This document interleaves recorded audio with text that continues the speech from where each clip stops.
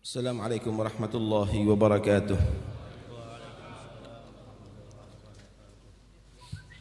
Bismillah, alhamdulillah, wassalatu wassalamu ala rasulillah Sayyidina Maulana Muhammad bin Abdullah wa ala alihi wa sahbihi man walah wa la hawla wa la quwwata illa billah. Tadi telah kita dengarkan bersama kalam Habib Ali bin Muhammad bin Husain al-Habsyi yang dibacakan oleh Al-Habib Hasan, Al-Habib Hasan bin Anis al-Habsyi. Al-Faqih ditugaskan untuk menterjemahkan.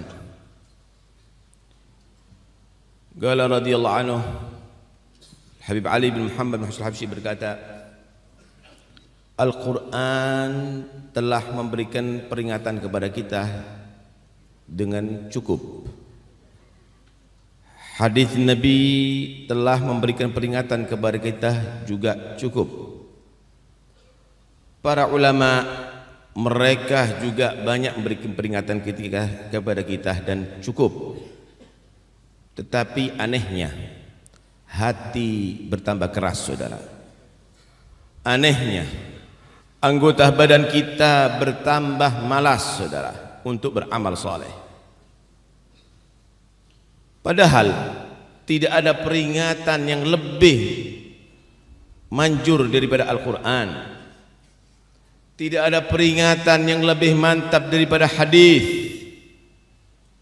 Berapa ayat-ayat ancaman yang sudah kita baca bagi orang yang maksiat? Berapa banyak ayat-ayat larangan daripada kita melanggar ajaran Allah yang sudah kita baca? Berapa hadis Nabi yang sudah kita baca dan kita dengar? Berapa ceramah-ceramah, nasihat-nasihat yang sudah kita dengarkan? Tapi itu semuanya tidak berpengaruh dalam hati kita, saudara. Hati kita benar-benar tertutup dengan maksiat kita. Hati kita betul-betul terhijab, saudara. Sehingga Al-Quran tidak menembus, hadis tidak menembus, nasihat Habib Ali tidak menembus, nasihat ulama tidak menembus. Memang hati tidak bisa ada berpengaruh dengan daripada nasihat itu semuanya jika lupa dan terhijab. Innal mawa'idha la tughni asira hawa mugaffal al-qalbi an haidin anis sanani. Sesungguhnya nasihat-nasihat itu tidak mungkin akan bisa membimbing orang-orang yang menjadi tawanan hawa nafsunya, tertutup hatinya untuk mengikuti ajaran yang benar kepada Allah Subhanahu wa taala. Hati yang sudah tertutup ini tidak bisa dimasuki itu hikmah-hikmah dan nasihat-nasihat. Kalau seandainya hati itu terbuka dan menerima itu nasihat, pasti ada pengaruhnya, saudara. Jelas akan berpengaruh, amal kita akan meningkat, ibadah kita akan meningkat, akhlak kita akan menjadi baik. Tapi kita berharap di majlis ini, mudah-mudahan Allah memperhatikan hati kita yang keras ini, dilembutkan oleh Allah. Dan mudah-mudahan Allah Subhanahu wa ta'ala menerangi dan membersihkan hati kita yang keruh ini, yang sudah meliputi hati kita karena maksiat-maksiat kita dan lupa kita kepada Allah Subhanahu wa taala. Tahukah Anda apa hijab yang sangat berat tadi itu, saudara, yang membuat hati kita ini tidak sedikit pun terpengaruh dengan nasihat-nasihat itu? Karena kita semuanya mulai balik sampai sekarang belum pernah merasakan nikmatnya sholat. Belum pernah kita merasakan nikmatnya amal ibadah. Kita baca Quran tapi kita bisa tidak menikmati bacaan Al-Quran kita.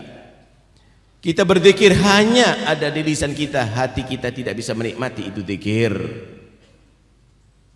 Bisa Anda bayangkan, solat itu adalah ibadah yang paling indah. Ibadah yang paling indah, tetapi kita melaksanakan solat tadi itu seakan-akan hanya gerakan dan bacaan biasa. Sebelum sholat dan setelah sholat sama hasilnya. Ini semuanya karena hati kita sudah lebur dan hancur. Kalau hati kita baik, pasti kita akan merasakan hadir hati kita dalam sholat, khusyuk dan nikmat dalam sholat. Karena itu ketika ada seseorang di antara mereka ditanya, hal tadkuru syai'an fi sholatik, apakah kamu masih mengingat sesuatu kalau kamu dalam sholat? Dia terheran-heran dengan pertanyaan itu sambil menjawab, wa hal syai'un ahab ilayya min sholati hatta adkur fiha, apakah ada sesuatu yang lebih berharga dan lebih aku cintai daripada sholatku sehingga perlu aku ingat dalam sholat? La. Kalau sudah sholat dia tidak mengingat kecuali Tuhannya Allah dan merenungi bacaan-bacaannya. Karena itu berusahalah saudara untuk memperbaiki hati anda, membersihkan hati anda daripada cinta dunia, daripada syahwatud dunia, daripada kenikmatan dunia. Kenapa? Karena tidak mungkin hati itu akan menjadi baik kecuali kamu tadi itu meninggalkan maksiat. Enggak mungkin orang banyak maksiat kemudian hatinya akan jadi baik. Orang yang banyak dosa hatinya akan jadi baik. Bersihkan dengan bertobat kepada Allah Subhanahu wa taala. Semenjak manusia tenggelam dalam maksiat kepada Allah, maka jangan berharap hati akan menjadi baik.